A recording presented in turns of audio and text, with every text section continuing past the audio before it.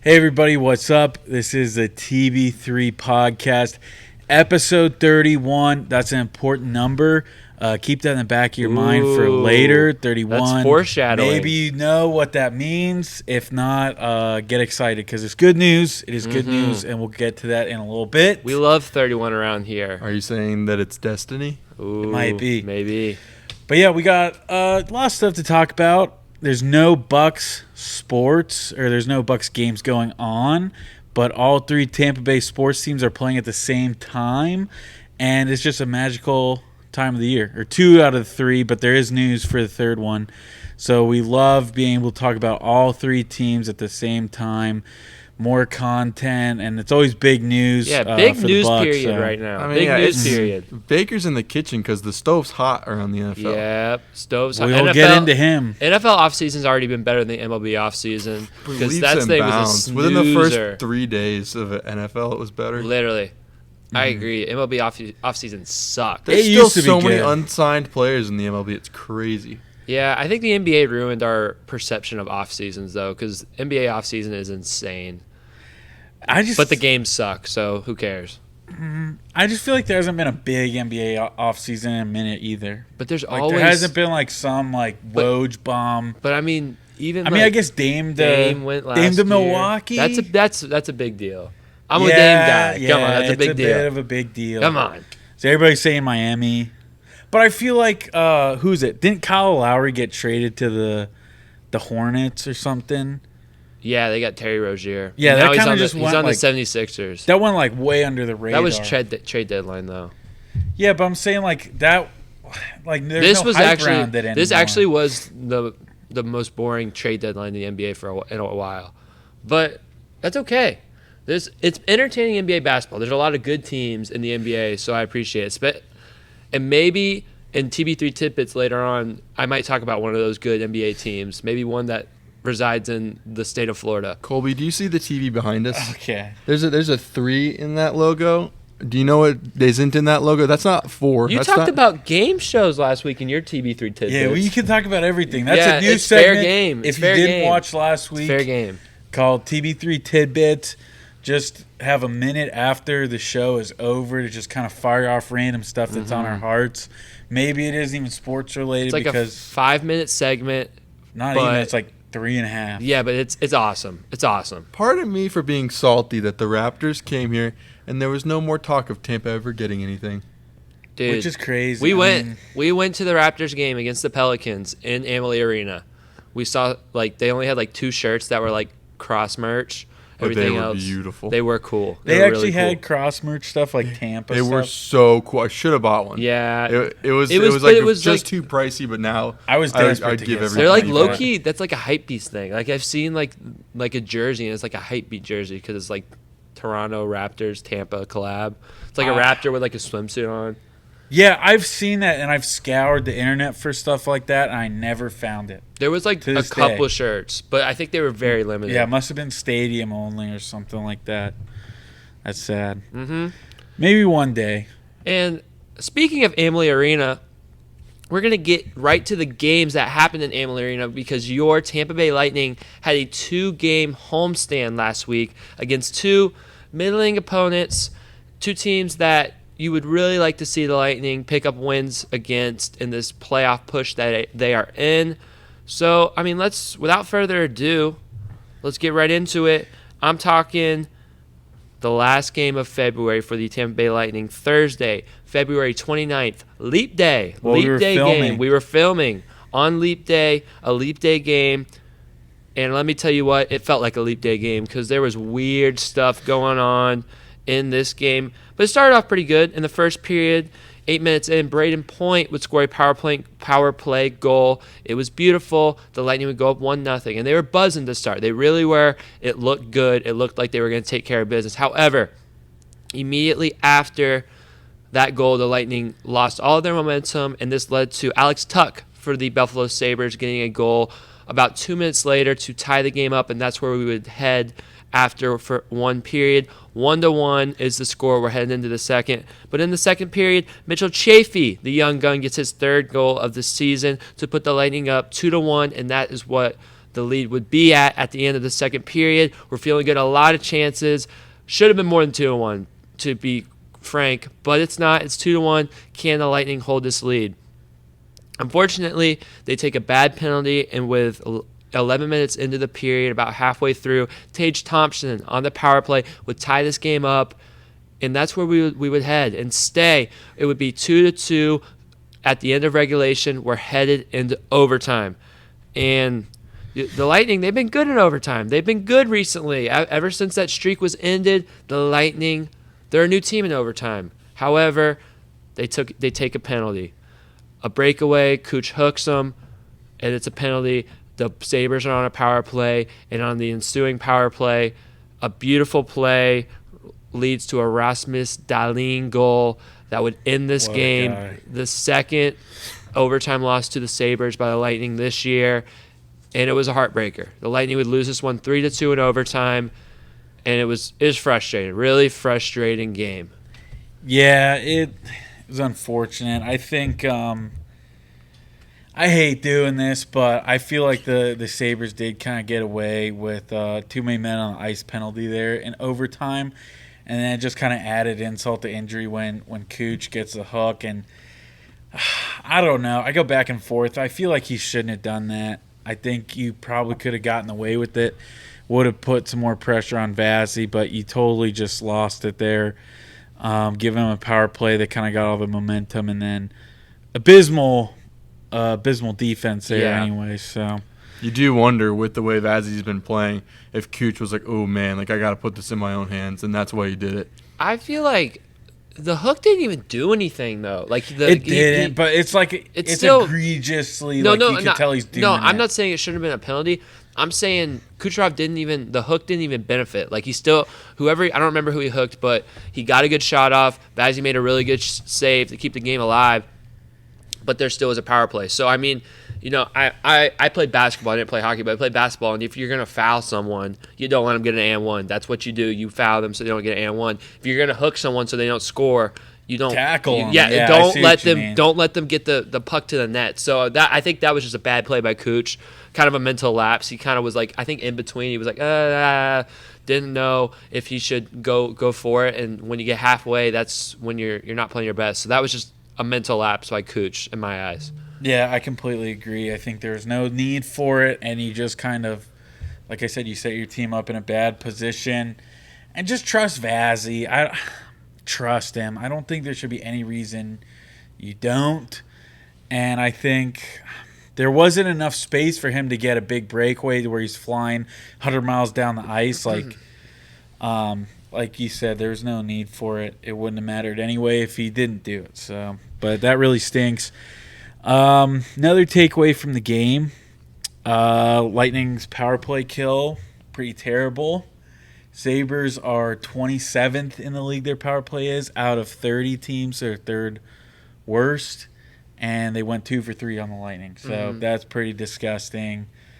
Not much else to say. I agree. And 2 in a row in clutch moments. And like Will said earlier, it was horrible penalty kill in overtime. It was just a simple play. I know it's 4-on-3, so it's a different type of penalty kill. But, I mean, the dude just kind of strolled through the back door. They almost set like a little back screen type thing. Nobody was touching him. And no one was touching him. No one put a body on him, and he was right there in front of the net. There's nothing Vazzy can do. It wasn't a hard pass. There was no pressure on the player making the pass.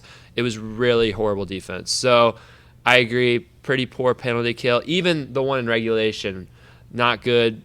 Pucks, they weren't able to get the puck all the way out, and that's what ended up leading to the second goal for the Sabres on the power play in regulation to tie it. Was they got it out to the neutral zone, but they didn't get it all the way out, and it was a scramble, and they ended up scoring off of that. So just not executing on the penalty kill was a huge problem excuse me, for the Lightning in this game. And also, for me, a huge story in this game was the Buffalo Sabres goalie, because he played an amazing game.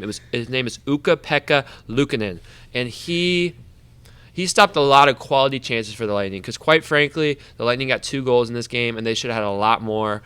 And that's the most frustrating thing about this game. I think the Lightning kind of got goalied in this game. The first 2 periods, to me, the Lightning dominated, and they only had 2 goals to show for it. But the Lightning dominated, and it's just kind of a story in the season. I think we talked about it a lot more early on in the season. But the Lightning, when they have good periods, they're not able to score as many as you would hope they would. And when they have bad periods, other teams capitalize way more than you would like for them to do. And it's kind of just, some of it's luck, some of it is not being able to weather a storm or capitalize on momentum. But it's frustrating. It just has made for a frustrating season of Lightning hockey. A lot of it feels like when we're having those good periods, we're getting shots off, but they're not going on net. So the goalie's not facing as much pressure. Like, it feels good, but everything's missing the net. And it's like, what's going on, guys? Where's the accuracy at? And it's one of the questions that we still haven't had answered this year. That is a good point. Yeah, I think the biggest thing is really being able to put teams away. You got 2-1 lead, and you couldn't do anything in the third period. I mean, you could do absolutely squat. They tie up the game and go into OT. I just feel like we've seen that too much where you either have to battle all the way back and then can't finish, or you let teams come back and you can't put your foot on the gas. So it's just tale of two unfortunate events, and I'm sick of it. Yeah, I agree. I think getting pucks on net is important in hockey. I think it's like the meme. It's like every dad who talks to their son while they play hockey is, shoot the puck, get it on net, all that good stuff. But the Lightning, I do think sometimes they get a little cute on their shots. They're trying to go top bins. They're trying to pick the corners. And I think it's valuable. And I think in the past, how we've been able to balance where we have players that just get the puck on net. They just play, do all the dirty plays, just are relentless. And then you have the skill players. We don't have as good of a balance. And I think it's showing in the amount of shots we get on net, because it's not a lot. It's hovering around 20 every game, whereas in the past we've been able to consistently get 25 to 30 shots on goal per game. So I think that's a good point to bring up. It's definitely down. There's only 23 shots on net against the Sabres. I feel like that is pretty low for the Lightning. I wonder why that is. Like, are we just not getting like close up to the net anymore? Like, I see we're taking a lot of the shots from like the sides of the net and like the blue line. I don't know. Something's different this year. It's probably, again, just not having some of the gritty players we used to have. Yeah, that could be it. I think I hate saying this. It isn't a team of old. It isn't the same Lightning we know, and I'm not feeling confident. I just thought they were kind of hovering around 500, waiting for the Cavalry to come back. And ever since the All-Star break, they've just kind of gone downhill. And I don't have a good feeling for the rest of the year. They don't have that many games left, and that's the biggest thing. It's going to be hard to match points with some of these guys in the playoffs because they just got a lot less games than everybody else. So I don't know if there's really one thing that is a reason they're doing it other than this might not be the same Lightning team we're used to. Yeah, and this was a crucial loss for Lightning, a really bad loss. They still pick up the point because they got the overtime, but you want to get two there. You really do. And this has been part of the Lightning schedule where it's lightened up. There's been some easy teams. You look at the Sabres, that was a winnable game. I mean, more than winnable. These are games that the Lightning should win. The game coming up against Canadiens, that's one they should. A game that is happening this week against the Flames, a game they should win. And even these games against teams on the bubble, I think historically and talent-wise, like games against the Islanders or the Flyers or the Devils, those teams, the Lightning are more talented. They should be able to put these teams away, and they haven't been able to do it. They really have. They've done okay against high competition, but they have struggled to match that intensity against lower competition, and that could be the thing that bites them in the butt when they're on their couch watching the playoffs, quite frankly. Yeah, and you think, too, that was their first point in just getting that overtime point. That was their first point in 4 games at home. Like, that's another thing, too, that we haven't seen. I mean, they have played terrible at home, and you never see the Lightning do that. So it's just frustrating, man. And even though the Sabres are kind of up and coming, you should have won that game handily. It's just stupid. Yeah. That goalie is up and coming. He's gonna be solid. Yeah, he did a really good job. He was the biggest reason the game was not out of reach after 2 periods. But if you have the lead, you have to keep it. You have to be able to put. They had a couple chances in the third period. I think one of them they had a breakaway and there was a missed net or it was a post or something like that, which is missing the net. So the Lightning have to, even if it's not going your way and you don't have as many goals as you think you should, you have to find a way to win that game, especially in regulation because you had the lead. That game should not have gone to overtime at all. And Will's right. This is very frustrating to see the Lightning play like this at home. I think the crowds have been great. I think the crowds have been loud. It's selling out like it normally does. I don't think I haven't noticed a game where it's been like a crazy amount of other team fans. Obviously, it's Tampa. We know a bunch of people move here and are transplants, so it's going to happen. But there hasn't been a game where I was like, oh, that's a lot of Bruins fans, or oh, that's a lot of New York. It hasn't happened. It hasn't been bad crowds. It's been in good atmospheres. The Lightning are just not matching that intensity, and it's frustrating. And the home games are ones you should win, especially against lesser competition, and they're not doing it. So I feel like we're beating a dead horse, but it sucks. The Lightning they shouldn't be playing like this. They have too much talent to be playing like this, but it's just not coming together for them.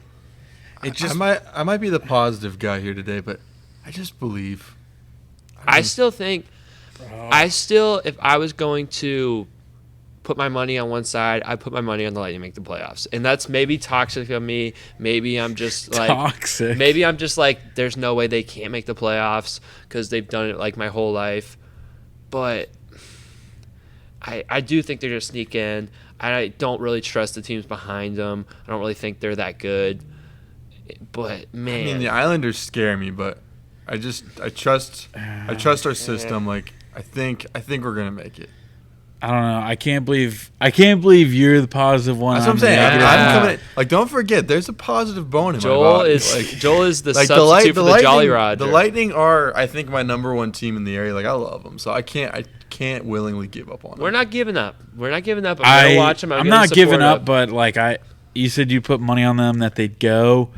Hesitant money. I'd probably do the opposite and say they're not making it. If as I'm sitting here today, now always. One win could always change it, But as of today, I'm saying they're not making the playoffs. I would be 55-45, the 55% they make the playoffs. I'll be the most positive. I'll go 60-40. All right. That's still not great. So I'm going 70-30, they not. So if you're just tuning in to kind of like learn about which Lightning players are on the team now because you're tuning in to get on the bandwagon for the playoffs, just know these games are important. So act playoffs like is it. Now. Playoffs already started. We get a month of playoff hockey pretty much. These games matter. They matter a lot.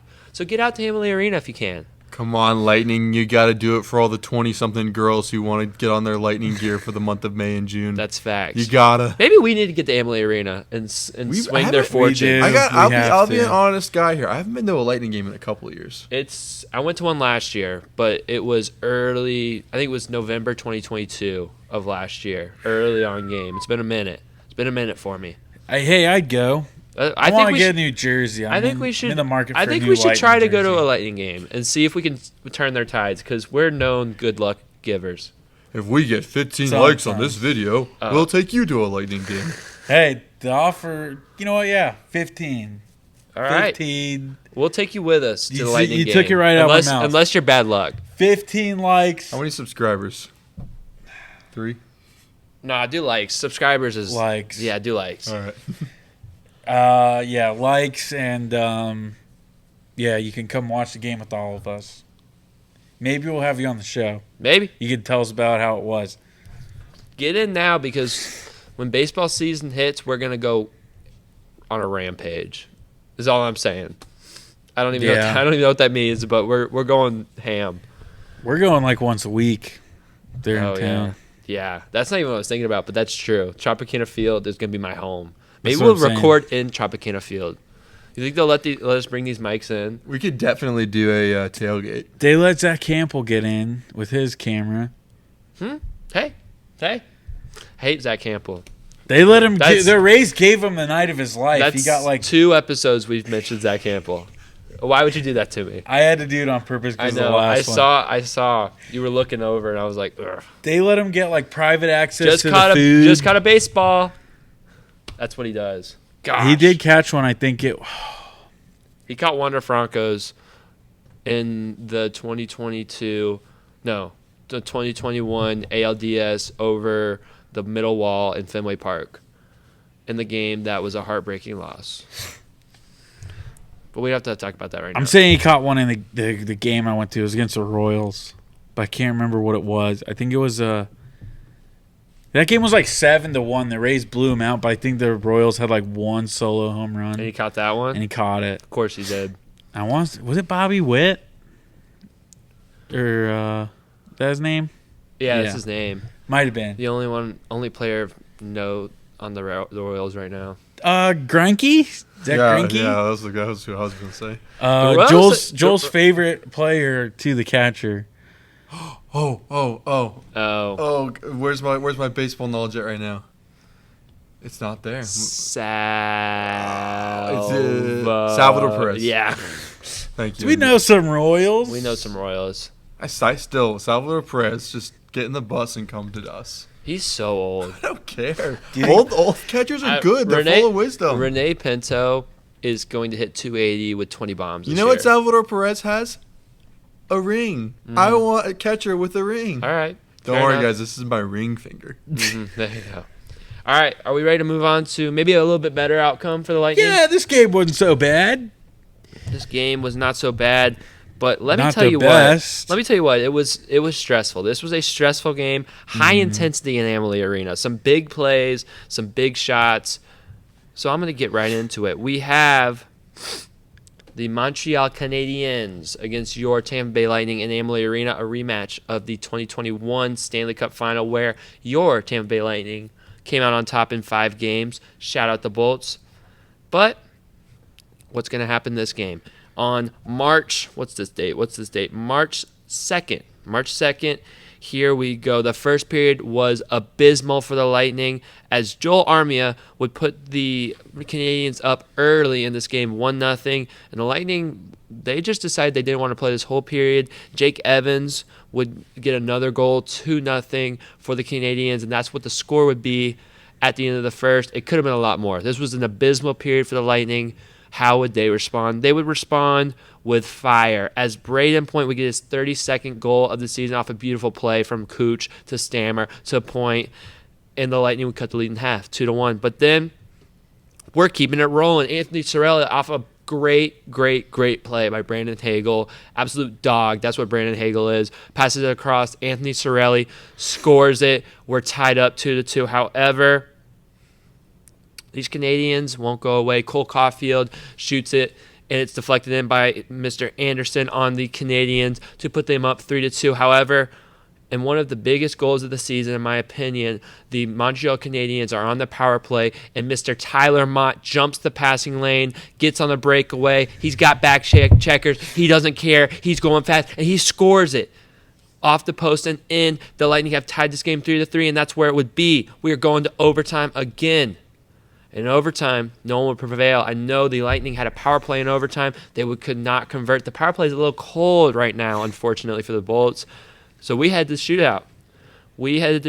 And the Canadiens would get on the board first after goalies would trade save. Cole Caulfield would score a goal, and it was all down to the captain. If the captain didn't score, the game's over, but the captain did score. Steven Stamkos, a beautiful shot, post and in. The Lightning have a chance to win this, and it would be Victor Hedman who would end up scoring the winner. Beautiful shot. Victor Hedman, his second shootout goal winner of the season. Vazzy makes the ensuing save. The Lightning win. They pick up 2 points in a huge victory. Yeah, it was a huge victory because you need 2 points now than ever, but I feel like the Lightning did whatever they could to give up this game. And again, you're playing a lesser opponent. I don't care if you have Cole Caulfield, the next Wayne Gretzky, or is that Connor Bedard now? I feel like every guy that gets Every drafted white guy first with long hair, it's like, oh, with he's a baby the face. next great one. Bernard's the next Crosby. Yeah, Bedard's the real deal. He's like Caulfield went back down to the minors at one point. Bedard ain't even thinking about that. He's legit. There's Bedard. Jack Hughes, too, is the same way for the Devils. He's playing well. They just don't have anything around. They're like top 6. But yeah, I just I don't know. It's still just frustrating to see. I think he totally had a great opportunity there, of course, in overtime when you had the power play, but you couldn't do anything with it. And then, man, to go to the 6th round of shootouts makes me sick to my stomach. But shout out Vasilevsky for making a bunch of stops in there, and of course, 2 heroes, Stamkos and Victor Hedman. So, yeah. Yeah, to me, the most impressive part about this game was the second period for the Lightning. They got absolutely punched in the mouth, bloody nose. How would they respond on the deck? A couple teeth fell out. Doesn't know where they are. That's what they looked like, their whole team in the first period. It was horrible, atrocious period. And they came back and they tied this game up in the second period. And they came out with a flurry. They came out on fire. Their top line really set the tone on that first goal. Kucherov, Stamkos were buzzing on that line. They would not be denied. They kept trying. I don't know the Canadiens goalie's name. I know it's new. He's a young guy. He kept making saves, but they would not be denied. And they finally, Stamkos made a beautiful pass to point, and he was able to shovel it in. And that was huge. It was huge to see those older, more experienced guys, those champion mentality guys really set the tone. And that kind of was the moment where I feel like the Lightning were like, we will not lose this game. And to bookend it, too, with Vasilevsky making so many saves in that shootout and then Hedman getting the shootout winning goal. Like, this was a game in which the Stars were the Stars. Agreed. The Stars were huge in this game. Vazzy was huge in this game. There was a very fortunate post in the third period that could have led to a Canadiens go-ahead goal. But other than that, Vazzy made some huge saves in that period. Obviously, huge saves in the penalty shootout. So, good job by Vazzy. He was a very big key in this game. Yeah. Shout out to him. I don't know, though. I still think, I just feel like they did too much to also lose the game. Like I said, you take the lead and then you give it up. You can't maintain it there in the third period, so you go to overtime again. And I think John Cooper finally said he's like, you can't spot a team 2 goals in the first period and battle back in the other 2 periods. It's not a recipe for success. Yeah, you think, buddy? Like, we've been saying that for weeks now. Been saying it for not even weeks, I think months. And it's like, here we go again. Saying that since October, I feel like. That's like literally since day one. Yeah. That's a Todd Bowles thing to say. It's like, yeah, doing bad, that's not good. You don't want to do bad. That's the first time he said that, and they've been doing the same thing just about every game. You got to fix it. Just about every game. Like, finally, Coop, at least you acknowledged it. We're almost done with the season now, buddy. Yeah, and I mean, it just frustrates me. They were in horrible defensive positions multiple times in this game. Like, just not checking players. Like, they're got 3 defenders in an area, and no one's near a Canadiens player at all. They got caught in some terrible positions, whether it was turnovers or the speed by the young Canadiens. But man, they were on their heels a lot, especially in that first period. And, yeah, you can always battle back and turn it around against terrible teams. But if you don't, things like losing 9-2 happen. And it's going to happen if they even make it to the postseason. So just can't have that. You cannot play so bad for one period, just get dominated, and pray you figure it out. You can't do that. Yeah, and it's so you can go, Joel. If we go to the playoffs and lose a game 9-2, I might burn this shirt. That would be horrible. I like that shirt, dude. You shouldn't like this shirt. For you on Spotify, you should just know that there's another Tampa Bay logo on the back because I didn't understand the website. You can show it for the camera. I hate this shirt. He's showing off. It's kind of cool, I hate this shirt so much. Unique. I wasn't planning on showing you YouTube the back of this shirt, but Will made me. It's not cool. I love Joel. It was a bad. It was the mistake. early era of customizable sports T-shirts, and I just didn't understand that shirt is old. It's seen a lot of days. Yeah, it's probably like 2011. Yeah, but back. That's awesome. Back to the game. 2011. Yeah, Wow. 2011, 2012, something around It's that. seen a lot of stuff. You've grown up in that shirt. I have. Me and the shirt. We had some good days. Yeah, so you know what? I like it for the memories. It's not too bad.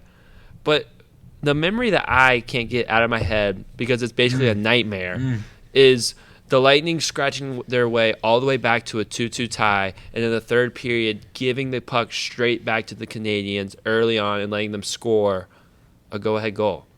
Like, that's so frustrating. You use all this effort and this energy, and that's just like what the Lightning do.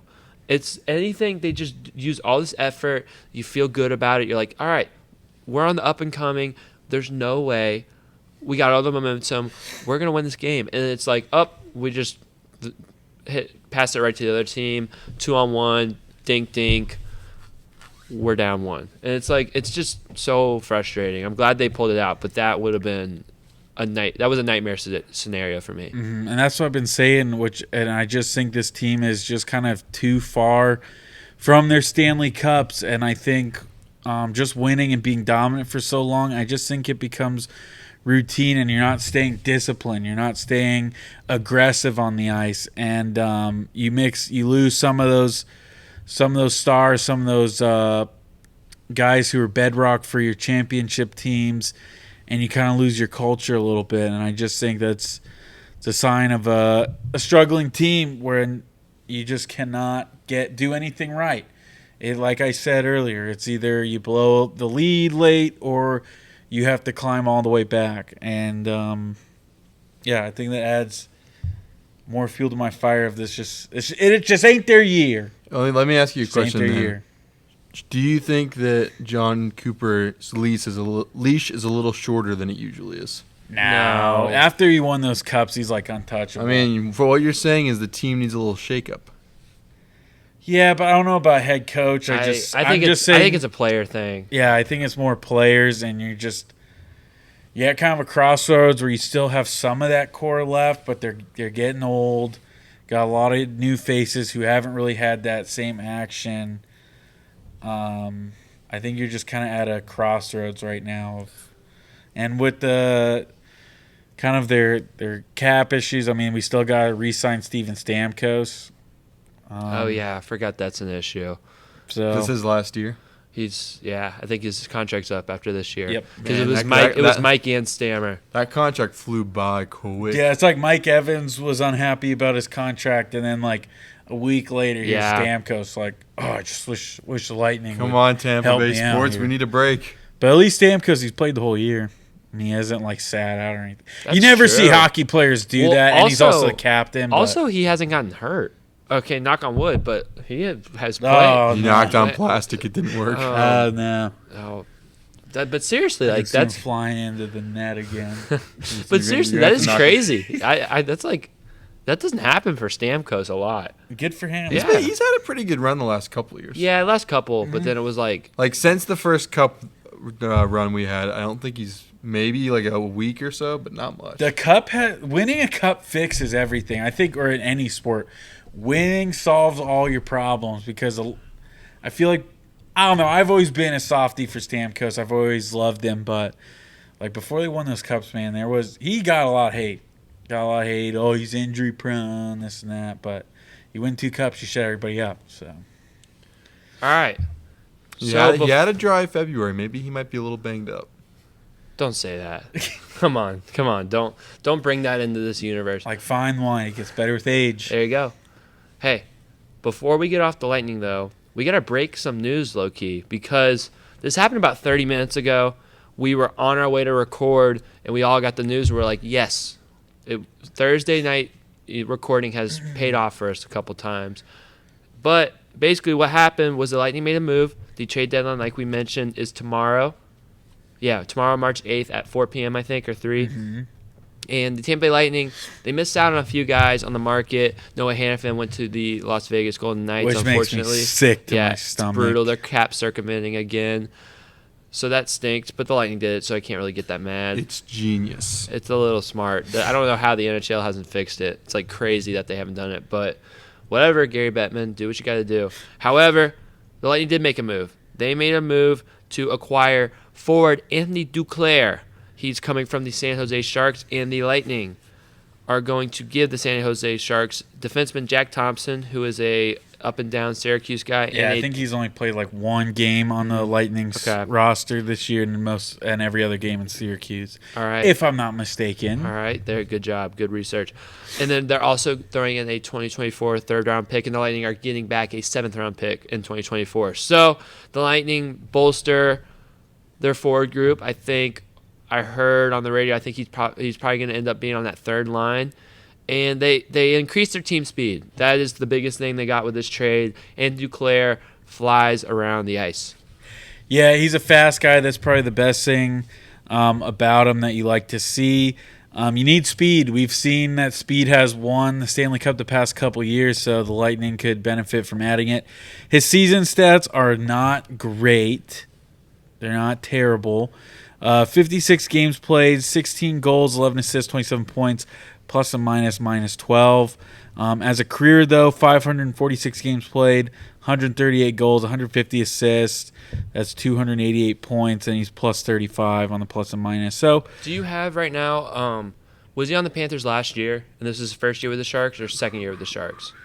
This is his first year with the San Jose Sharks. So he's coming from the Florida Panthers. So I don't know if he had an injury that year before, but he played 20 games with the Panthers and 2 goals, 7 assists. The year before that, though, 74 games, 31 goals, 27 assists. So he's seen playoffs. He's seen playoff games, playoff experience. He's fast. I know there was a series a couple years ago where he actually slashed Nikita Kucherov pretty brutally, so we're going to have to squash that beef now that we're on the same team, Mr. Anthony Duclair and Nikita Kucherov. I think they will. They want to win. But speed, toughness, and playoff experience is the biggest thing he's bringing. And he probably knows the inside room of the Panthers for that playoff series coming up. That's actually very true. That is because that's very likely to happen. If the Lightning stay where they are, that's what they're slated for in the first round, which is awesome. It would honestly be the best, I think. We driving to a Panthers game? I mean, that would be fire. That would be fun. I just hate how with hockey, it might be like a Wednesday night. This day and age, I just don't know if I could drive to Miami. That's right. We're not missing church. Yeah, I mean, but hey, we could just go to the one that's on Friday or Saturday or Sunday. I'm down for that. That would be fun. If they make it, or we could just go when they play in 15 likes. 15 likes. We're taking you down to Sunshine. We'll take you to Miami. Or we could just watch them play in Amalie Arena. Yeah. Yeah, or we could do both. Whichever tickets are cheaper. I feel like Panthers tickets got to be cheaper. They might be cheaper in theory, but it's also also Stanley the Cup drive. last year, though. You got to remember, they might be getting that Stanley Cup price. It's the Florida Panthers. I don't think they can charge much. And they didn't have to. They didn't have to play the Lightning last year. If the Lightning, if their playoff tickets are like anywhere between 100 and 150, I think that's what it was for the wild card round or the first round. Basically. Yeah, but they played the Leafs, so it might be less. The Leafs boost. Yeah. So I think we might be able to sneak some 100, 120. I think so. So catch us at a Lightning playoff game if they make it. 15 likes. 15 likes. Yeah, maybe you can come with us. However, yeah. So I don't know if the Lightning are gonna be done after this trade. I don't know. I still would like to see them get a defenseman, but a lot of these players are off the board. A lot of players went the day before the trade deadline. Yeah. So there's some big moves that happened today and yesterday. My top 3 defensive guys are all gone. Yeah, and I think Gensel got traded too, right? That's a big name. I think Gensel got traded. I don't remember where or who, but yeah, that's a big name. And yeah, so I don't know how many are on the board, but if the Lightning could still get one more defenseman, that'd be awesome. It'd be great. But I do like this trade mostly for the toughness, because this guy can get under people's skins, and the Lightning are they're lacking that. There's just too many times where players are just softly gliding down the ice right to the front of the net. There's no interference, and I think the Lightning could use a little rough and tough, and I think Anthony Duclair can do that for him. And this guy for me, he wants to win. That's what I'm excited about. He had a taste of the Stanley Cup last year, didn't get it, and the Sharks have been abysmal this year. Like he wants more than what he's been getting. He's probably happy to get out of San Jose. He's out of San Jose, and he's amongst a lot of players who know what it's like to win the Stanley Cup, and he's excited. So that could bring in some just refreshment to this team. that could be a dividend for our playoff run. Completely agree. I agree. I think it's a good trade. Third round pick and the defenseman. That is a little bit of a haul. Especially, I don't know exactly. Sorry, I don't know exactly what that guy projects out to be. Jack Thompson, but it's definitely a haul. I don't know. I think if they wouldn't have done this if Duclair's contract's up, I don't think it is. Because he just signed. He definitely didn't sign a 1 year with San Jose. He might have. He might have. I don't know. After playing 20 games the year before, Here, I'll look it up. But speaking of that, they made another move too, didn't they? Didn't they trade away somebody and got like a 4th round pick back? I thought they were doing that for some draft capital for a trade, but they might not use it till tomorrow. Yeah, hopefully. It was a deal with the Ducks. I don't remember the player. Yeah, it was a Ducks Edmonton Lightning trio trade. I think what we got out of it was a fourth round pick. Yeah, we didn't get a player. We just traded away. Which, I mean, does make you raise your eyebrow. You're like, they're loading up because we traded all our picks away for Tanner Janelle. Hey, maybe one day it'll work out. Maybe one day. That might have been a big blunder. That might go down as one of the biggest blunders. Tanner Janelle. Oh, I was going to say earlier when you were talking about John Cooper, I think if anyone is to go from the Lightning, like big name, I think it would be the GM, Bryce Boyes.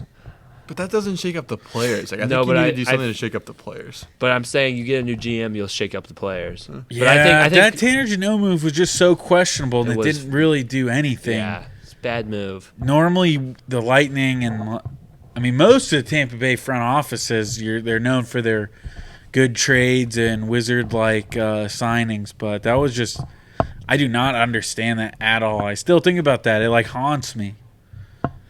Yeah. It is getting sad. I heard something that said the Lightning's farm system's in the bottom 5 now.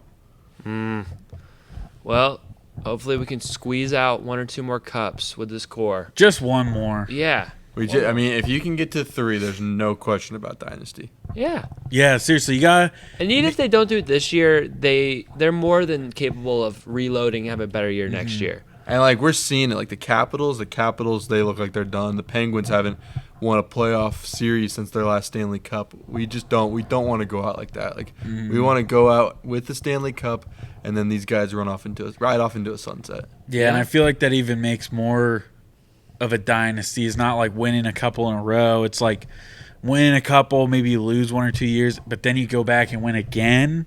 2009 New York Yankees. It was the prime of the late 90s. They win that last one in 2009. I hate the Yankees, but it was pretty beautiful. And then also 2022 Golden State Warriors. They squeaked out one last championship. Yeah, that's a big one where it's the Warriors are done. Yeah. They're never going back. That's over. And then they win it. Really, I think that was their most impressive win because I feel like they had super teams the other years. Yeah, but I think so. I'll give them credit for that win. Yeah. I hate the Warriors. But that was a good one. Yeah, Patriots didn't really have that. They kind of went out sad. Yeah, Tom Brady had that, though, because he got the one with us. He got one. Yeah. But I'm saying that's what the Patriots, too, is they won 3 in a row in the early 2000s. Then they lose a couple. You're oh, they're done. But then they win 3 more in the 2010s. It kind of makes you more of a dynasty. All right. Just do it this year. Just get in and let's have a March Madness type run in the playoffs. It's hockey. Just get hot. The Panthers were the that's what they say, man. This is just the preseason. You want to get a good spot for the regular season, if you know what I mean. I mean, you have the best player in the world on your team, so that's a plus. I love that I have to ask who that is. Kucherov? I was thinking maybe Stamkos or Vasilevsky. That's why I love that I have to ask. Yeah, it's true. We got a lot of players who could be said the best player. Yeah. That's a good thing. It's a good thing. Yeah, so I think we, because it's unclear if we're going to have an episode, I think we predict the next 3 games over the Lightning week. Because we got to get some predictions in this week. So we got 3 games, all right? 3 games for the Lightning. It's going to start with, on Saturday, I think they play the Flyers. They do. They play the Flyers in Amalie Arena Saturday, March 9th. And then they head up to New York. No. Excuse me. They're at home again. They're at home again. Big game against the New York Rangers on Thursday, March 14th. And then they go into Sunrise, Florida to play the Panthers next week. on Saturday, March 16th. So that's 3 games. 3 games we can predict. All on Bally. All on Bally, because it's unclear, but we might not have an episode next week. We might be spring breaking, if you know what I mean. It might just be me, rambling. There we go. I mean, that's pretty fun. Like the classic like sports shows where it's just like one guy like I don't know how people do get that. in a tweet or something like back in the day when like Steve Dumick would do it. It was. I feel like I could just write down a list of things about sports that makes me mad, and I could go for like 3 hours. Yeah, you could do that. You could do that. But yeah, 3 games. I'll go first. I'm not feeling it right now. I think they're gonna Lightning win one of these games, but that's it. So they're gonna go 1-2 in these 3 games, and give me Braden Point. He's been hot, scoring a lot of goals. Braden Point 1-2. That's my predictions. Yeah, I think Philly's a winnable game. I'm not so sure about the others, and I'm not optimistic right now. I'm sorry, Lightning proved me wrong. Maybe this is the episode. Like, I know you guys are listening. Maybe this is the one where you guys finally get fired up. You know, you hear me talking a little negative, and it's like, oh, we can't let Will down. We can't do it. Got to win for him, because I know you guys listen. So until that, though, I'm gonna be negative, and I'm saying 1-2 as well. And I think Sorelli gets me a goal. You guys' negativity is really bringing me down. Like, I didn't know this was the effect I had on this show. Like, this hurts. He got hit with his own medicine. My medicine don't taste good. All right, I'm going to go 2-1. All right. And Jolly Roger. Roger. Joel the Jolly Roger. And I just blanked on the guy's name. Is it Sherry? What's the guy who Connor scored? Sheary. Sheary. Give me Sheary. He just scored tonight against the Flames. We don't know why that game ended, though. Yeah, we do. It wasn't good. And yeah, so give me Sheary. Connor Sheary. I like it. That's bold. That's a It's bold. bold. Pick, it's bold, but like I haven't been getting many goal scores lately. So like the bolder the better.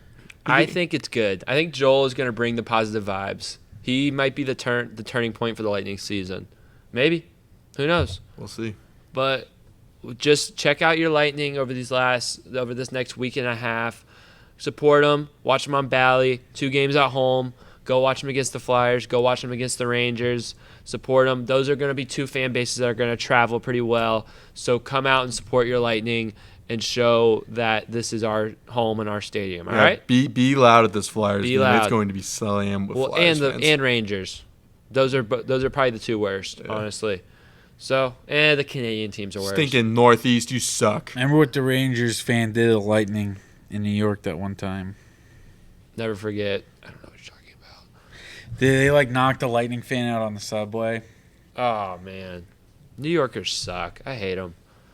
I mean, in their defense, be careful. You don't wear gear. No, I hate that. You can wear a Lightning That's shirt. one thing I despise. You got to be careful in the Northeast. But that's one thing I despise is that they don't respect any of us. So why do I have to go to your stadium and respect your teams? You don't do it to us. You trash out our state. You dirty up the city. You dirty Yankees fans. You drive terribly and slow. The Trop smells a little worse when all the Yankee fans come to town. True. And nobody says anything to you, but it's like, oh, heaven forbid you wear a Rays hat at the Yankee Stadium. Heaven forbid. I hate that. I absolutely hate. Same thing with Philly.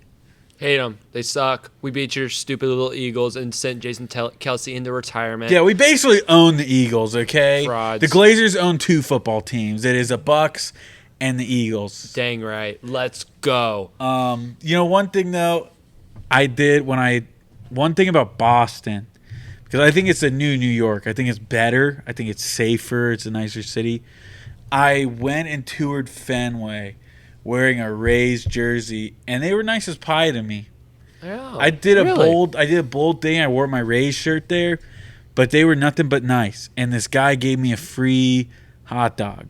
All right. He didn't make me pay for it. Was All it right, good? so Boston It was pretty good. Boston is number 1 on the Northeast tier list. Yeah, I'd say they're pretty nice. All right.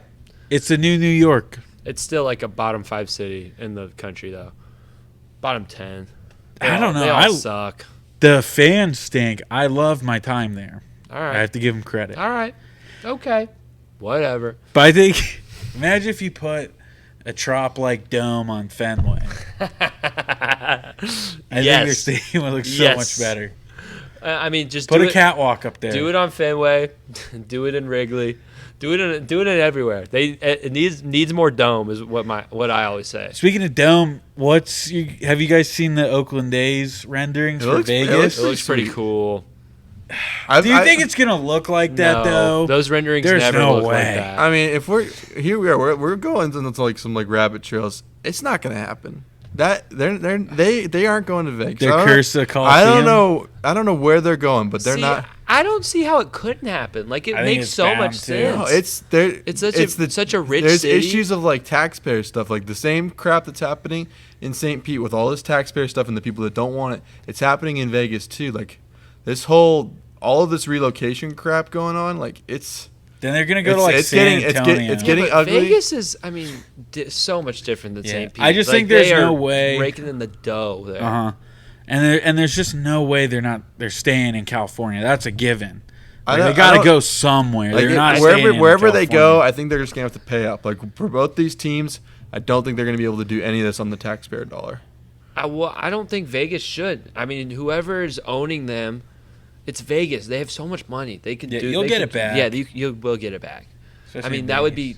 Just a baseball stadium on the Strip is insane. Yeah, it's insane because people already walk there at all times of night, day game, night game. It's not gonna matter. People are just gonna literally some slots, watch some baseball, and you can bet on the local team because it's huge now in Vegas. Mm-hmm. I respectfully disagree. I don't think there's any way. If they get there, it'll be successful, but it's a matter of who's gonna budge on the money and stuff like that. It's gonna be interesting to watch both the Rays and the A's over the next year as far as these stadium discussions go. Like regardless of where they're at, it's baseball. It's America's pastime. But it is a chess match right now between the taxpayer and the owner. Tampa, just well, take that's the Rays, Tampa. But that's the thing though too. Is like Tampa, you had your shot. Where's the money? Show me the money if you want them so bad. All right. They had their opportunity. Do you need me to get on my soapbox? Because I will. They had their opportunity. There is an article right now in the Tampa Bay Times, and right now there is a lot of pushback in St. Pete. And here's the thing. It's not getting going. Tampa has the money. But here's what they're offering Stu Sternberg. No, they are. You guys are just hearing. You're not hearing it from the right people. Tampa's offering it to them, and they're offering it in such a way that says, Stu Sternberg, the present owner of the Tampa Bay Rays, we're going to give you this, but we're going to give you it in increments that are going to take a certain amount of time. We're not going to give it to you all straight up. Money. They're not going to give it to them all straight up. That's not how it goes. It's a corporate. It's a thing. It's something you cooperate in. It's not. Here's all the money up front. This is a relationship with time. You're going to get more money by staying in Tampa, staying as the Rays owner, and enjoying this time together. St. Pete, it's more money up front, but it's all a facade anyways. It's not going to happen. It's Tampa or bust. I'm with Joel on this one. That stadium's getting built in St. Pete, and you'll see me there every day. Progressing. It's not progressing. It's going backwards. They want a little more time to discuss, but I think it's happening. No, it's not happening. I think it's going to fold. It's folding, and that's the thing. Happen. The Rays, every 6 years or so, they get the cheerleaders up there. They get everybody excited. They're like, oh, yeah, get ready, guys, because we're building this stadium. And then you don't hear anything for 2 years, and then 3 years, nothing. Just has to be Tampa. Sometime in this baseball season, this stadium is going to quietly go quiet. Well, we'll see in September. Tampa steps back up to the plate, and everything goes happily ever after. We'll see in September because that's when they're supposed to vote on it. There's so many different things playing into this. Like, there's some stuff coming up in April. There's stuff in September. So we'll see. Just since we're on the topic, there is new news coming out on this. It's something in the Times. I didn't get the chance to look at it, but there is some news in the baseball stadium, things going into the regular season right now. Yeah. We'll just have to see.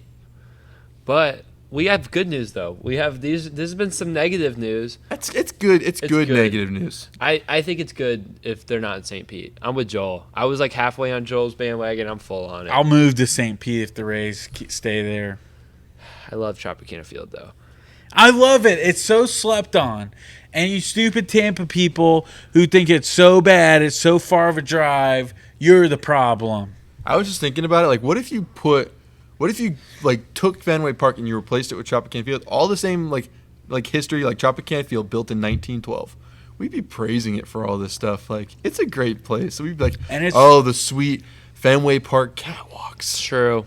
So, Yeah, come on. exactly. It's Corks. It's great. I'm with you guys. We agree on that. However, we got to move on. We're preaching to the choir. What was I gotta move saying? on. What was I gotta saying move about on. 31 earlier? Well, Can you remind me? well, what's the reverse of 31? You want to go that one first? Oh, we have to go the big one first. I feel like the other one's like not that big. Unless you want to start big. No, we're starting big. What's the reverse of 31, guys? 13. 13. And who wears that jersey? Taylor Swift. No, Mike Evans. Mike Evans, number 13, Bucks legend, wide receiver, is back. He signed a 2 years, $52 million contract because he wants to be a Tampa Bay Buccaneer. He loves it here, and the Bucks, Jason Light, all the staff made it happen. How are we feeling? It's exciting. The band's back.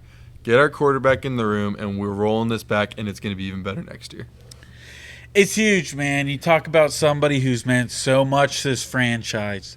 The best receiver the Bucks have ever had, and you could almost argue one of the best players the Bucks has ever had. That might be up for debate, but he's pretty close. You can't argue. He's in the He's discussion. the best He's in offensive the player we've ever discussion. had. 1,000 yards every season. I mean, you got to keep him. I couldn't imagine seeing him in any other colors in the NFL, playing for any other team. And let's not forget, this was Jason Light's first draft pick. You think he was feeling the same way as us? I think so. He didn't want to see him in any other team. That's his start. That's what made him who he is. That's why he's still the GM today. He's making moves like drafting Mike Evans. So I just think it's so important. And especially with the rumors going around, like it was kind of keeping – I feel like we were in limbo because I thought, well, for sure he's signing. Like I don't see why he wouldn't. And then there's talks like there's some reports coming out of the NFL like, oh, they're not even in talks at all. Like this is the most distant they've ever been. And then you're like, well, that's just great. And then there was another one like the day before he signed where it was like Mike Evans wants to play for a Super Bowl contender. And you're like, well, I don't think that's the Bucks. I could be wrong. We'll see next year how this goes. And we'll see what that means because if he said that, he signs with the Buccaneers, he's all in. And it might be that the Bucks are all in too. So we'll see what they can do with the rest of their money. They got about $21 million in free cap space where they can do whatever, sign some free agents, maybe re-sign some guys. There's might be a big name that's out there that they still haven't re-signed yet. We'll see. But to start it off, to get him first is big. It's so big. Yeah. First off, so happy to see Mike. I know I definitely – I'm with Will. I was kind of talking myself into like, oh, we don't need Mike Evans objectively. But it's awesome to see Tampa Bay being a classy sports town and honoring their legends. It's awesome. I know sometimes we just don't get that as Tampa Bay sports fans, especially like with the Rays. But we're getting that with the Lightning and the Bucks right now, and it's awesome. It's awesome to see. It's like a new generation of becoming a name in like the sports town. And Tampa is doing it right, and they're honoring their legend. And that's how you do it, and that's how you become have a legacy as a sports town. So it's awesome. As Tampa Bay fans, we love it, and I'm loving to see Mike come back because I still think he has a bunch to give to the Bucks. Had a great season, got the dropsies a little bit in some of those games, but he also made some incredible catches. He's still getting open, and he has a great rapport with Baker Mayfield. So hopefully we can get Baker back. I agree with you. And speaking of Jason Light, first draft pick Mike Evans, that's awesome. This dude worked a masterclass, to be quite frank with you guys. $11 million of this $52 million contract is in incentives for Mike Evans, and the way they structured it, only $5.5 million counts against the salary cap for this year in the Buccaneers. So they still have plenty of money to make moves. Mike Evans is getting his money. He's not taking a pay cut, but it's also helping the Bucs sign other players so they have a strong roster and they can add to this already pretty deadly team that is looking to take the next step and be true contenders next year. Yeah, and to add on to that about the contract, in 2025, it's supposed to be pretty cap-friendly for the Buccaneers. Where it gets concerning is at year 3 when he becomes a free agent again. But the big thing about that is is that goes away if the Bucks re-sign him, which makes me think 2 years down the road, Mike Evans is going to be 33. You're probably thinking about retirement or maybe one last year. Why not just finish your career at the Bucks? So I almost think that little move right there is going to be an incentive to keep Mike Evans one more year and he retires a Buccaneer. That's my opinion. Well, and the direct quote from his agent was, Mike called me last night and told me he wanted to be a Buck for life. And that's awesome. I love to hear that as a Buck fan. We love Mike. We love Mike Evans, infinitely, honestly, as a sports player. So, and he loves this community. He loves his team. He loves his fans. He loves the crew, baby. He loves the crew. So that's awesome. There's not many times in my life as a Tampa Bay sports fan that I've heard the words like, I want to be in this organization for life. The Bucks in the past, I know they've botched some big things, but they're doing better. They're learning from their mistakes from their legendary teams in the past.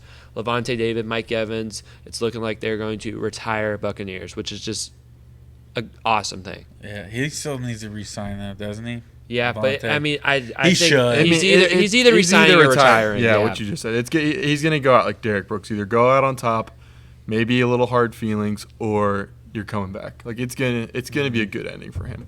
Mm-hmm. And I like that you say all that because look at Evan Longoria. Evan Longoria is another player I can think of where when he signed that contract, he said, I want to be a Ray for the rest of my life. I want to be the Ray that everybody remembers, everybody knows. And look what the Rays did with him. But now look at what we've done with Mike Evans. We've said, Mike, we want you back. We want you back, Mike. And I appreciate that about them. Look what the Rays did to Brett Phillips. That's a little different. Just a little bit. Man, yeah, I agree. The Rays could learn something from these guys. Yeah, Rays, take notes. Take notes. Randy needs to be a for lifer. Or McClanahan. Stu, just sell the Dexter Imaging again already, please. Just sell it to Dex Imaging. Dex Imaging. Write that down. That's who wants to buy them. Okay? Sell it to Vinnick. No. Oh. Vinnick could be one of the primary owners in it. Or not primary, I'm sorry, secondary. I would love Sell it that. to him. Yeah. Why do the Orioles get to get rid of their horrible owner, but we still have Stu Sternberg? Not fair. Not fair. They did it at the perfect time. They got all these prospects. Be in jail. Yeah. Hey, you know what? Someone needs to bust that guy. You know what the Rays and the A's have in common? Crappy owners. Stu, sell. That's not just the Rays and the A's. A bunch of teams. But I mean, it's the two that need the stadiums. Yeah. The worst owners in baseball. It's because MLB doesn't have a salary cap, and the trickle-down effect is they get much worse owners because they don't have to pay and they don't have a salary for Yeah, it's a money printing machine. It sucks. Yeah, it's dumb. Every league should have a salary cap. Absolutely. Stupid. So dumb. All right, I think we should move on to 31. Yeah, 31. Breaking news. The Tampa Bay Buccaneers have franchise tag Antoine Tweez Winfield. Take away Tweez, baby. A little disappointing that they couldn't get a deal done, but it also means that he's a Buck for another year and they can work something out. I think it's also another smart move because they franchise tagged him, and then Justin Simmons of the Denver Broncos, a very good safety, got released, and then Jordan Poyer on the Bills also got released. So that market's probably going to go down. It seems like teams aren't really trying to re-sign or keep big-name safeties, so he might have been able to dodge a bullet of signing Antoine Winfield to a crazy deal. That's also a smart move by Jason Light, in my opinion. Yeah, they were looking at a 3 to 4, $20 million per year deal for Antoine Winfield, which I think would have made him the highest paid safety in the league, which he deserves because he's the best safety in the league. But I think they're still working on it. I'm pretty sure my understanding is if they work out a contract, they can get rid of the franchise tag and use the contract before the season. And I think they're close, but it was good. Obviously, you want to make sure he's a Buck, so using the franchise tag, there's no better option. And it's, again, I'm with Will. Smart, Jason Light. I'm loving it. Very smart. And I just think, again, he was the best safety in the NFL this year. He deserved the Pro Bowl. He deserved all the accolades. Crazy. It's kind of crazy. They what's the word? Snubbed him. They snubbed him. That's a great word. But yeah, and we get to see another year of him. He's a dog, man. Can't wait to see how he plays next year in this defense. And hopefully we get some guys around him that maybe doesn't have to be all over the field. In theory, So- is there more cap room next year to where we could sign him to a number that he wants? And this year we're like, hey, we don't have that, but here's what we do have. I I think mean, the we're- cap's a little more friendly next year. We have less free agents. I mean, we're not going to have Yeah. to do. Hopefully, not going to have to do Baker. Not going to have to do Mike. I think so- Wirfs is is it up. Wirfs? Wirfs could be a Tag thing, him. but yeah, we'll probably just tag. Yeah, tag so we'll him. probably just flip it. We'll give him the extension, and then we'll tag Wirfs. Yeah. And Yeah, it's like- the cap goes up more and more every year. So. Yeah, that is true. Yeah. So great job by the Bucks. Hopefully the communication was good. No hard feelings. You're gonna get your big bag next year. I think so, and I think there's, like I said, I still think they're actively working on it. So I don't think any player or team they're apart. I think we're in a good spot with Antoine Winfield, and I think that was good. Good move. I think a lot of us saw it coming. He was going to get tagged. Yeah. Close it out. Bucks also re-signed Devin Tompkins. Solid punt, good punt returning season from him, and kick returning. Probably one of the better ones in recent memory. Electric. Also had some big catches, some big touchdowns. I remember the one against the Saints where he jumped and he was in the air, and that video of the side angle was awesome. But yeah, good player, solid player. So good to see him back. Definitely interested to see what the Bucks do in the draft and then free agency. What's our kicker's name? Jace McLaughlin, he's still free agent. He's Yeah, still a free agent. I mean, he's But the next thing. I He was agree. dirt cheap last year, so I think he'll be pretty cheap again this year. I doubt he's going to be more expensive. I really don't I think mean, so. he deserves a raise. Maybe like half or $1 million more, but Yeah, nothing Nothing crazy, crazy, yeah. where they're going to have to draft somebody or go after somebody else. do not draft a kicker, Bucks. I'll We're not doing I'll be that. interested to see what the raise is on him. Do not draft a Robert kicker. Aguayo's little brother. Do not draft. Roberto Aguayo a kicker. III. Don't even think about it. Is there any? What about the big dude from Mizzou? Did you draft him? No, don't draft a kicker. Big schlub? I'm telling you, thicker the kicker. Mervis, I think. Nevis. We've learned our lesson on that. We want second Don't. contract kickers. Don't draft a kicker. I'm putting my foot down. Don't do it. But look how they drafted Don't. a punter and it worked out. Maybe they've learned their that lesson. was a punter, not a kicker. But maybe now they know how to look for special teams guys. Nope. I want Money McLaughlin back. He was awesome. Yeah, we need him back. Let's just put our foot down. And yeah, maybe sign a big name defensive end. All right? Maybe we can't do Jared Verse anymore. He got franchise tagged, but maybe Za'Darius Smith. Oh, you mean Brian Burns? Oh, yeah, you're right. Brian He's also Burns, a I'm sorry. Seminole. Yeah, Yeah. I wanted him so bad to replace Shaq Barrett. But the Panthers franchise tagged him, which is stupid.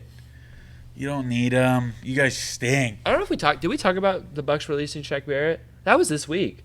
We could talk. Bucks released guess I Shaq broke the Barrett. news, They got to which shed is- a lot of his cap. However, I think it seems like Shaq Barrett's just going to re-sign on a more cap-friendly deal and stay with the Bucks. Is what? Really? All I signs are haven't pointing seen to, that. yeah. I wouldn't mind that, honestly. Yeah, I think that's He what didn't we're do going enough with. to get really anybody else looking at him. I know he's gone through some stuff and battled some injuries, so if he stayed with the Bucks, and I'd be happy with that. That would be easier for him. It's just kind of too. sad how the last year's been brutal for him, man. Yeah. Yeah, you don't want to pick up your family and move in this Sure. elongated season of your life, understandably. There's Yeah. so if that still works- recovery going on there. That works. All power to them. Yeah. And if it doesn't, we still love you, Shaq Barrett. You're a Bucks legend. Just was a massive contract, and you weren't producing, unfortunately, on the football Yeah. business side. But we still, It's a business. we still, as Bucks fans, will support you Yeah. forever. Yeah. I think we move on to some Rays baseball. Huh? Yeah, spring training. It's The sunny Port Charlotte. It's getting a little warmer out there. It's been so cold in Florida, I feel like, and sun's come out, and that means baseball's right around the corner. A lot of games. I think they've played a game every single day since the last podcast. It seems like they're playing every day. I love it. Played a lot of the Played a lot of Pirates, a lot of games. the Red Sox. Yankees played the Yankees again. 2-0 against the Yankees. Well, we own the Yankees. Yeah, we own them. We own the Yankees. We own them. We own them. I guess we don't have to recap the games. There's a lot, No. but is there anything that stuck out to you guys? Anything that stuck out to you guys from spring training so far? Yandy Diaz got a dinger. He did. He did. Yandy's going to be hot this year. Off Carlos Rodon, the so-called savior of New York pitching. First pitch, a bomb. Yandy Diaz is back. Can't wait to watch him just do that. First pitch, crush it. Yeah. 25 All-time times this year. call. I love it. 25, more like 32 this year. All right. Hey, okay. All right. That's what I'm talking about, Yeah. Joel. He's been so positive this episode. I love it. Especially about the Rays, being positive about the Rays. Yeah, is that's crazy. Oh, For me, gotta be positive about the Rays. I gotta talk They're about. gonna lose first round, but regular season, No. it's gonna be a good regular No, season. This is the year. You can't Yeah, tell it me might be the otherwise. year. This is the year. This is a year where they're not expected to do anything. Mm-hmm. Might make them the most dangerous. Yeah. I mean, if you want me to be negative, our pitching staff's not good this year, but it's okay. That's not exactly true. We'll just have to see. Speaking of our pitching staff, there was a guy I completely forgot about. A guy who has fought through injury after injury. 4th overall pick by the Rays back in 2017, I think. Hasn't played in the MLB since 2019. I'm talking about Brendan McKay. Brendan McKay has been back pitching in spring training. He's pitched in 2 games, 2 innings pitched, only allowed 2 hits, 0 earned runs, and has struck out 3 people. I watched. Today he pitched. I watched. He was looking good. Stuff looked good. It was planned. It's the spring training coverage, so I don't know exactly how hard he was throwing. I know he's had multiple elbow, shoulder, bunch of injuries. It's been brutal for him, but he looked good. Hitters were swinging and missing. He was getting whiffs. He wasn't giving up hard contact. It was really encouraging to see. I don't know exactly what role he could play. Might be a bullpen arm, might be a 5th starter type guy to kind of compete with Pepio or Taj Bradley or come in when there's an injury. I don't know exactly, but if he's contributing, that's awesome. Mm-hmm. Yeah, it's good to see him climb back. I feel like the Rays pitching staff always has some kind of injury, and you just want him to come back as quick as possible, so I'm glad to see him getting some action. I'd say I'd probably like him to be a reliever. I'm thinking so too. It's nice seeing him back just with Shane Baz. I've heard there's some injury stuff going on with him. Yeah, now. breaking news, Shane Baz lifted up a weight and pulled something in his oblique. So This was a Rays. What was who was the Rays player? Was it Blake Snell who hurt himself in the shower? He broke his toe. Yeah. He broke his toe, yeah. It's That the was so bad. stupidest injury since that one. But Shane Baz is just his first spring training start is just delayed a week. Yeah, so it's not bad. It's not bad. He was furious. I think he was on the local radio here, and he was like, "I'm not even don't even ask about it," because he was so mad. So, at least he's a competitor and he wants to get back out there on the diamond. Yeah, I'm excited to see what he can do. Another young pitcher who had a good outing for his first one, not as good this one. We're talking about Ryan Pepio. Terrible. A really bad outing. Terrible. 2 2/3 innings pitched, 8 hits, 6 earned runs against the Red Sox. It was their A lineup. But still, 6 earned runs is a lot. But that's baseball. It's baseball. It happens. So looking for a bounce-back start from him. That one got me disappointed because Uwasawa started. He did decent. And he kind of had a decent game. And then it's like, oh, now we get to see Pepiot too? Yeah. And he blew it too. Yeah, another guy that I'm just a little frustrated with just by the end of the last season and then his first start is Aaron Savali. Big trade deadline acquisition. There we go, Colby. For the Tampa Bay Rays. And his first start was pretty mid, honestly. 2 2/3 innings pitched, 5 earned runs, a walk and a strikeout. So definitely he's going to be our 3 or our 4 starter this year. Definitely looking for be DFA. a strong outing in his next spring training start is all I'm thinking. As Joel said, Savali's going to do what Savali's going to do. The Rays are going to lose. It's true. Maybe he'll be good this year. Yeah, you hope. I really liked that trade in the moment. So it wasn't like it was a bad trade. He was red hot for the Guardians. I don't know what happened when he switched over to the Rays. He got me a lot of fantasy points. Yeah, he did. You did have him, dude. Oh, I can't wait for fantasy baseball. You just can't have people not play anymore. Oh no, we're putting punishments on the line for last place. Okay, That's how we're gonna make people play this year. that's smart. Yeah. I'm coming for revenge. I won the toilet bowl in that league. Luke won it. Luke won it. Man, I was Luke in first place the whole time. Luke upset. Yeah, you were first place. And you were untouchable. I lost in the semis. Then all of a sudden, Joel becomes an untouchable giant, like literally blowing everybody out towards the end of the year. I maxed out my pitcher's innings every week. Yeah, but he'd have like 500 points in like a week. I think I'm gonna bring down the pitcher's innings you can use. Whoa! That's not that fair, was man. like my National League strategy was blowing through pitchers. Yeah, well, and I think that's like saying that you can't max out the salary cap or whatever with the NHL don't rules. talk to the injury rules. The commissioner has it in his mind. I was going crazy with pitchers. I was on that waiver wire. Yeah, spring train. Oh, Zach? New acquisition. Ahmed Rosario has had a blistering spring. He hit home runs in back-to-back games, including one off pitching phenom Paul Skeens off a 100-mile-per-hour fastball inside corner. Bang! We're going that over the fence. Ahmed Rosario is looking good. He's hitting 381 in spring training with a 1.143 OPS this spring. So he is hitting good. He might, some games, especially against lefties, he might slide into that middle of the Rays lineup if he's hitting like this. And if he's a 7 or an 8 or a 9 hitter, he's deadly. He stole a couple bases. So I'm excited to see him play. Jose Caballero, the other shortstop, hit his first home run. He has a 1.068 OPS in the spring. He's starting to heat up. So I'm excited about that. I don't know what Will's talking about here because he's actually playing don't good. Don't steal my guy. Oh, I said no. That's 2 weeks in a row. He stole him. Yeah, I was gonna say. I thought you hated him. You said you didn't like him. No, he's actually been playing well. He's 353 average. He just got a home run.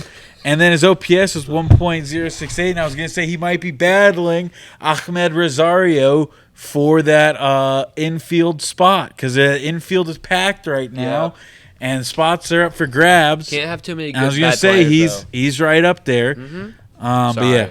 No, Oopsies. that's who, for you, those of you who don't remember that, that's who we traded Luke Raley for. Big name. Yeah, so hopefully he lives up to it.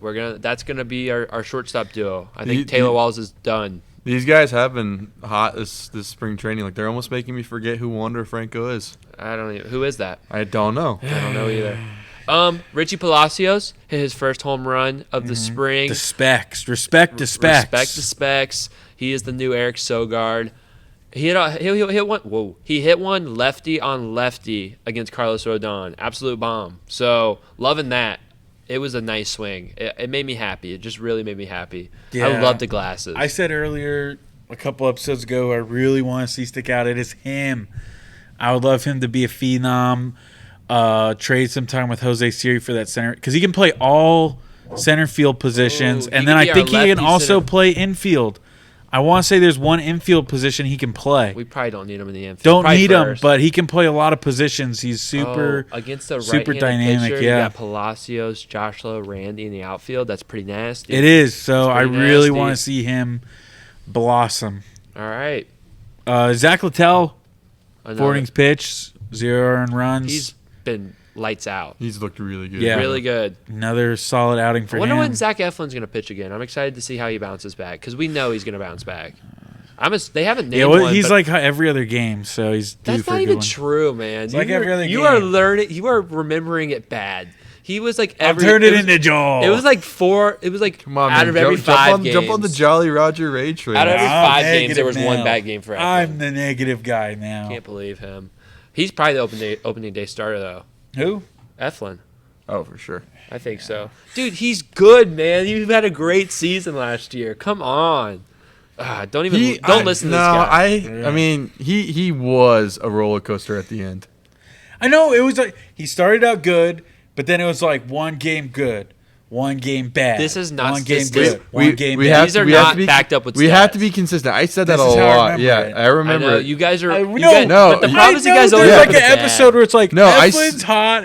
I said that we word definitely for Taylor word. two Eflins. Yeah, That was like we in the said middle of the something We like were that. talking about Eflin in one of the episodes about how he's hot and cold. It was way towards the end of the season. Yeah, it was like July, August, maybe first It couple was weeks August of for September. sure.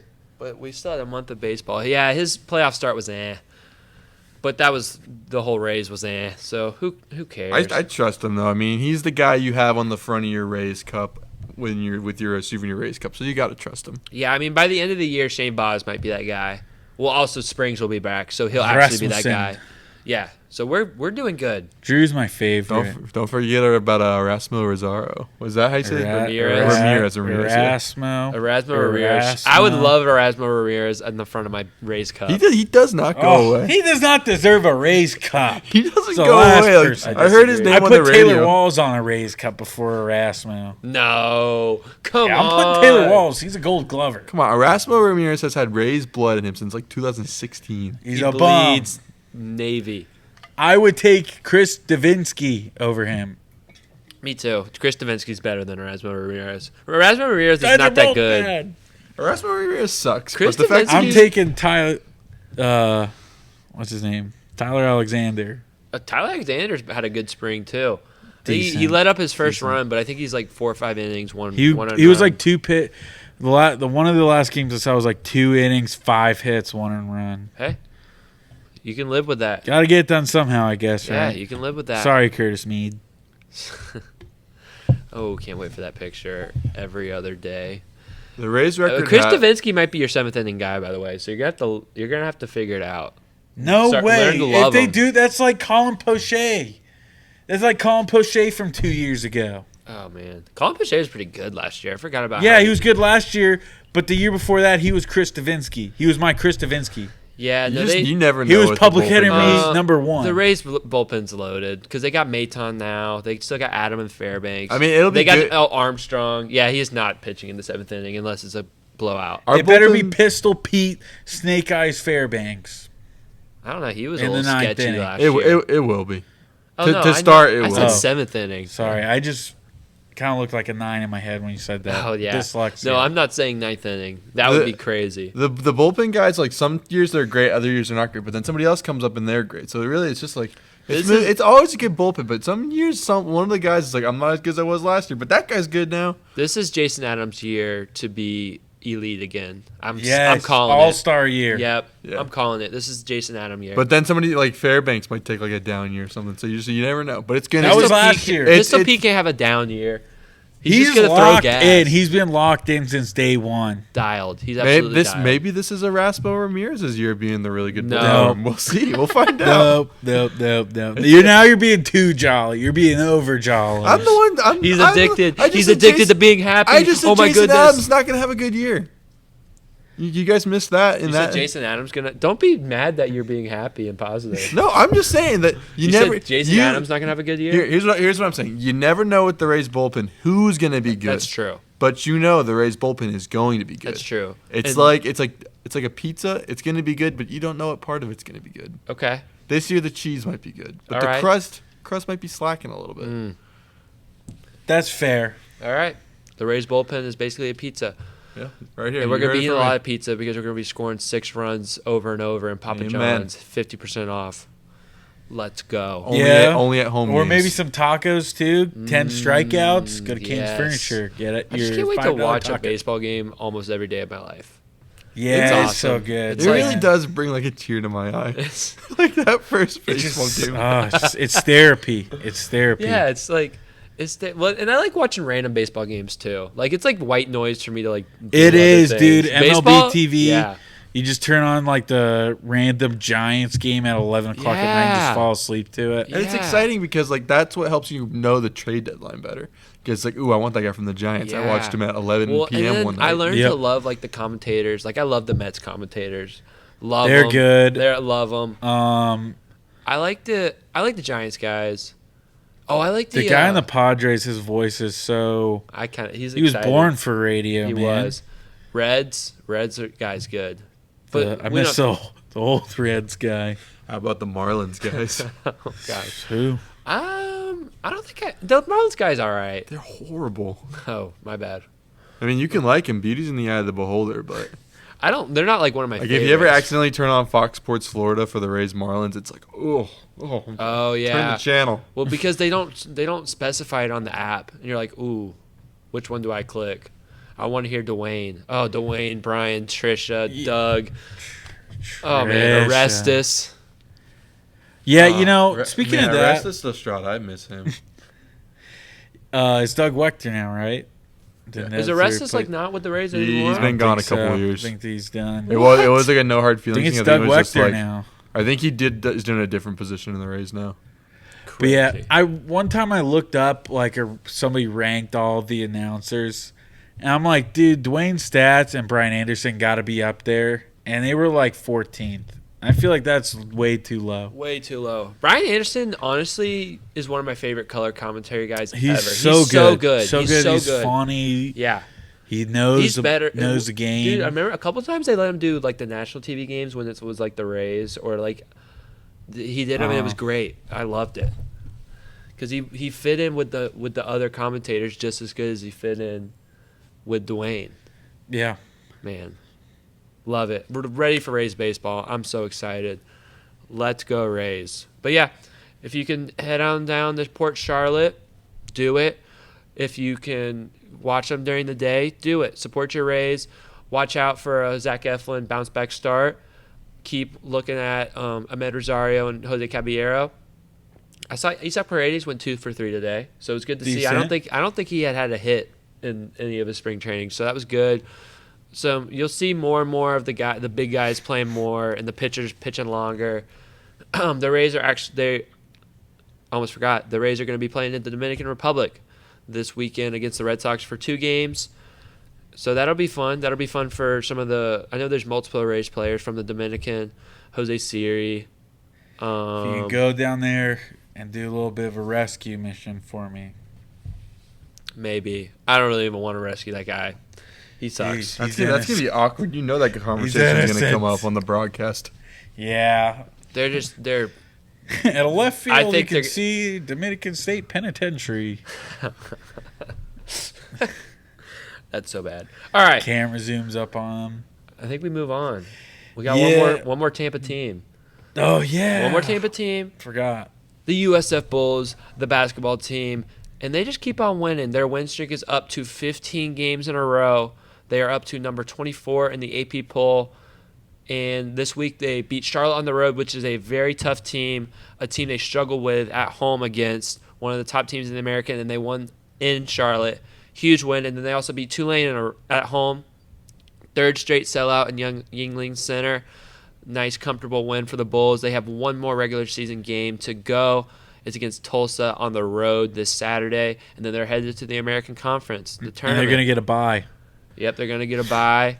I think is it a single bye or a double bye? I think it's it's a single, and they play the winner of the 8 and 9 seed. Okay. I believe it's a single. Okay. So the Bulls are going to have to win 3 games to secure their tournament lives in March Madness, and I see no reason why they shouldn't. They've been playing great basketball. Yeah, they have. It's so fun to see. Like, I've never seen buzz like that for USF. Even with football this year, you didn't even see that. But, like, I'm seeing Instagram Reels, TikToks, Twitter posts. I mean, people are going crazy for USF basketball. It's so awesome to see. You love seeing it. I don't know about you. I was scared. I thought Tulane was going to be a trap game because they had lost, like, 11 straight or something. Yeah, I was more concerned about the Charlotte game. See, but I was afraid because Tulane had lost so many in a row. Mm-hmm. And it's like, this is going to be easy match, easy. But the buzz in the building doesn't let it be a trap game. It's too buzz. Titus O'Neil was at the game. He was. Getting hype with the student section. That guy's supposed to be a Gator. I don't know what he's doing over there. He's a Tampa guy now. He just represents Tampa. I love him. He's so energetic. He's awesome. I love sports. But yeah, great things. Chris Youngblood's a hooper. Kason Pryor, dog. Selma Miguel, dog. So, yeah, I'm looking at the bracket right now. And USF Bulls, it is a single bye.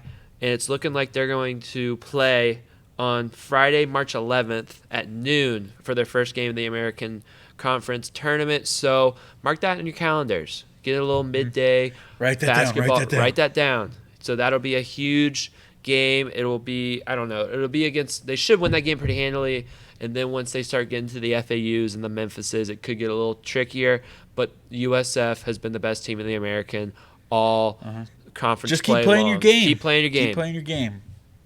Yeah, and then Just keep rooting for all. Look up bracketology and keep rooting for all the bubble teams to lose. So USF has a good chance to make it in the bubble, even if they don't win You the got to root tournament. for Florida to lose. No, Florida ain't on a bubble. They're like Are in they there. 25? They just got knocked out, but they beat Alabama at home, which I was there for. So they're gonna be back in it next week, playing good basketball. The Gators, they're looking good for March. I'm excited. March Madness though, like rooting for a team you like in March Madness, it takes years off my life. It is stressful. Yeah, it's going to be tough watching USF. Yeah. in the So I tournament. want to see Joel get invested. It's all right. This is what they make underdog movies about. Yeah, you know, like- this But is- it's possible. Like, we got the USF Bulls on a little good run here. Stadium's coming. Bulls basketball's doing this. Like, get ready, guys, because in 7 years, we're going to go see a movie called The Rise of the Bulls. Yeah. Or, like, The Bulls Are Coming or something like that. yeah. And this is perfect because we've been trying to get Joel into March Madness, and he's never going to watch it. But now Oh, I promise you, I won't. you I got won't watch a every single. reason I won't. to. I You won't got watch a every single reason minute of to. it. But you like, got the Bulls in there. You can't watch a Bulls game. You can't just watch, one Bulls game. It'll probably be on like a Friday afternoon. I mean, maybe we'll see. I'm like- gonna make sure he knows that the Bulls game's on. So the he'll give me- problem with me is I don't have any like cable providers, so I'm just kind of like, is it? On I will Fox? give you one to watch the Bulls. We'll see. We'll play it by ear. Do you have HBO? No, I was like, our March Madness is streaming free on HBO. Paramount I Plus. I do have Paramount Plus. Is it on there? No. Isn't some of the games are Oh, on CBS, right? Yeah, but these are gonna be ESPN games, the conference tournament. Maybe Oh, maybe I'll I'm pick talking up about an the March HBO Madness. trial for the No. Bulls. We'll see. Oh, maybe. But I think because it's on Max, I don't think it'll be on Paramount Plus. I could be wrong though. I could pick up a Max trial. We'll see. We'll see. I mean, We'll see. I think I can might- give mine away for free. Go Bulls. Go Bulls. Go Bulls. Don't- go aren't they Bulls. locking down on that a lot these days? The whole like different address. They've kind of caught me a little bit doing Yeah, weird they- stuff, they- but like you just have to lie to them. I ain't no lie. Are you on vacation? Yes. All right. Is it time for TB3 Tidbits? Yeah. It's time for the Who tidbits. wants to go first? All I think right. we'll add it a minute. I was going to say, do A we do a minute? minute. I think we do a minute. I just need to look something up quick. Yeah. You know, I'll go first. Here, I'll give Set you. the timer. I'll set it for you. All right. One. So yeah, if you don't know before we start, it's a new thing we do. We all sometimes we get in the heat of an argument. Sometimes we just don't have time to talk about everything because there's sports all across the nation going on all the time. So we've come up with this new segment to where we could just let it all out in a minute. So here we go. 3, 2, 1. Your Orlando Magic are doing things that they haven't done in years. They are led by two young superstar phenoms, Paulo Banchero, former number 1 overall pick, and Franz Wagner. And they started off the season strong, got to a 10-game winning streak, if I'm not mistaken. And now they had a little lull in the middle of the season, but now they are back hot. They have won 5 in a row, and they are now in the 4 seed in the Eastern Conference. If the playoffs started today, they would have home court in their first round series, which is just incredible. They were not a playoff team, not even a play-in team last year, and now they are looking to get themselves out of the play-in into the playoffs. And let me tell you what, this is an exciting team. Amway Center is always buzzing, and these guys play great defense. And if you're into the NBA and you're in the area, root for the Magic. You know, I know NBA fandom's weird. We don't root for teams, root for players. But root for the Magic. They're going to go to the playoffs and win big, hopefully. Out of time, right All at the right. buzzer. All right, Joel. You going? You got 1 right, minute. You ready? Yes. There's a national restaurant chain out there. They've had their ups, they've had their lows. But right now, they are on a high. I'm talking about Buffalo Wild Wings, often referred to as B-dubs. Right now, they have a deal. Every Tuesday, buy one, get one free, bone-in wings. But the more important one is every Thursday. Today, we're recording on a Thursday. Every Thursday, it's buy one, get one, boneless wings. This is not a paid It is promotion. amazing. Bringing me to tears. You can get 6 wings, but they'll double it for you for 12. And they have this Mountain Dew flavor called Mountain Dew Legend. It's blackberry, and it's so good. Oh my gosh. I went today and I loved it so much. And my wings were so hot. I got 2 Mountain Dew Legends. That's what I have to tell you. Buffalo Wild Wings next Thursday. Go. Or go tonight. It's going to be Friday. Stop. Go tonight. Stop sleeping on B-dubs. Don't Trigger sleep warning. on B-dubs, guys. That was not a paid promotion. Trigger though. warning, Not a paid emotional. promotion. No, we just love B-dubs. We love B-dubs B-dubs. is synonymous with sports. Wings, It beer, does have sports. something to do with Wings, sports. beer, sports, B-dubs. Yes, sir. When you're listening to this, go on Thursday. Buy one, good get one time. Buffalo Wings. That's a good tip. Sorry, just normal wings. All right. I'll go to close the show out. I'm ready. Go. All right. Congratulations to women's basketball phenom for the Iowa Hawkeyes, Caitlin Clark. She has scored the most points in NCAA history. That is men's and women's included. Here's the thing, Detroit Pistons, it's time. You have to draft Caitlin Clark. And you might think I'm being funny or silly, but seriously, what do you have to lose? You change the game of basketball forever. Everybody's going to be watching you because you were the first team to draft a woman to your squad. And then again, she can shoot the ball. It's not like she can't shoot. And honest to goodness truth, she will draw so many fouls. They will not let anybody get close to her. It would change your franchise forever. You guys have been terrible and nothing has worked. You got to draft Caitlin Clark. Another thing. Oh, man. I'm running out of time. 10, 9. What else was I going to say? Better get out in 5 seconds. Oh, man. I think I The ran out of pressure's getting time. to. That's It's all okay. I had to I say. went over. It's okay. What was the other thing I was going to say? When you're at Buffalo Wild Wings, also get potato wedges. I was thinking about B-dubs. That distracted me. We all love it. We got distracted. Thank you guys for listening to these TB3 Tidbits. Thank you guys for listening to this episode. If you are listening on Spotify, please follow and hit the 5 stars. If you are listening if you're watching on YouTube, hi, I'm waving at you. Hit the like button. Comment down below your favorite Mike Evans catch ever to, celebrate That's a his good one. signing. And subscribe if you haven't. Like the video. I don't know if I just said that, but I'm saying it again. Like the video. Comment your favorite Mike Evans catch ever. If you are interested in the content we're bringing out, follow us on Instagram. Bunch of videos, stuff going out. All you need to know. Follow us on Twitter. Same thing. Everything you need to know about Tampa Bay sports, we are posting / reposting. We're keeping you in the know. So yeah, thank you guys for listening to this episode, and have a good night.